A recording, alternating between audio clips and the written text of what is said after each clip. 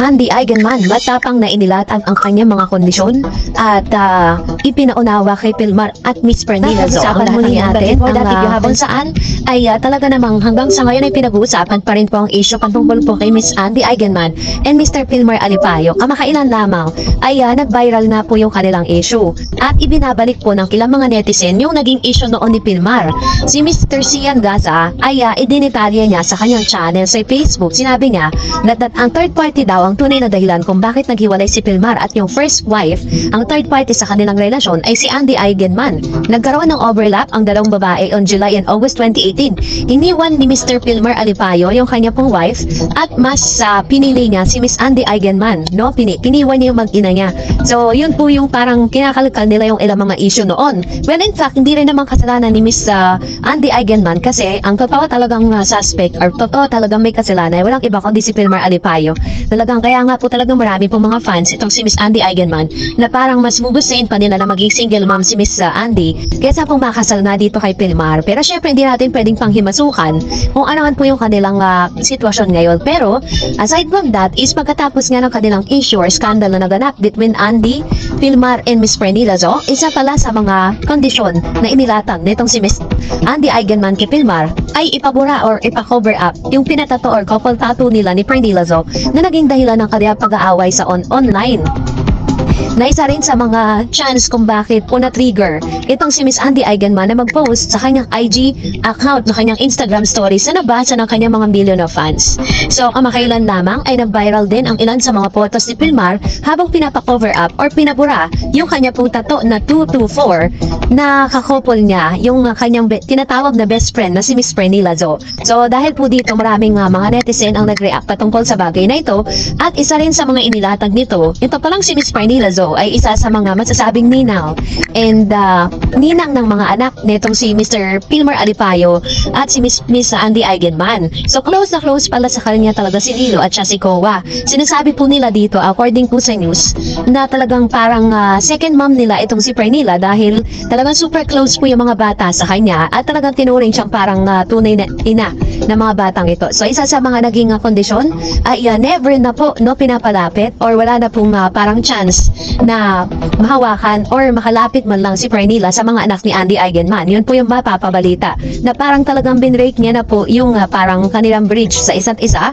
at maging si Mr. Pilmar Alipayo at si Pernilla ay wala na ring chance na makapag-usap pa dahil isa yun sa mga kondisyon ni Miss Andy Eigenman para talagang mapatawad niya yung ginawa nitong si Mr. Pilmar Alipayo. So, totoo nga talaga yung mga bali-balita, no, na parang nagpapakananay din pala itong si Miss Pernilla sa mga anak ni Mr. Pilmar Alipayo na wala namang pumasama kasi parang second mom nga po ang turing sa kanya ni Lilo tsaka ni Kowa.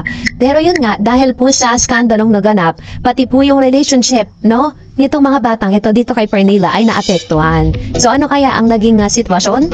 At totoo kaya na parang hinahadlangan na rin ni Andy na makalapit po ito pong kanyang dalawang anak ni Pernilla. Yan po yung aalamin natin sa mga susunod nating updates. Pero as of now, ay dire-diretso pa rin. Nandun pa rin po si Miss Pernilla sa Siargao.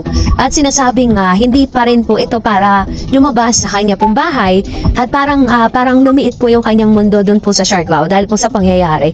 And for that, narito naman ang ilan sa mga komento at reaction po ninyo patungkol naman sa ating latest update. So magbasa po tayo. Unahin po natin ang komento mula kay Miss Jacelyn Ochoa. Sabi niya kasi alam ni Nanay Chrissy ano ginagawa ni Andy even before. Pwede ka rin mag-search. And then sabi ni Miss Jacelyn Ochoa, mag-search ka rin para alam mo rin. Ayan. So ito yung kanyang komento with regards to this. Para po sa mga nagko-comment na kami kasi nagagalit dito kay Miss Christy Permin dahil parang hinuhusgahan niya kasi si Miss Andy Eigenman. So base po yun sa kanyang sa kanyang research at sa kanya po mga napapabalita.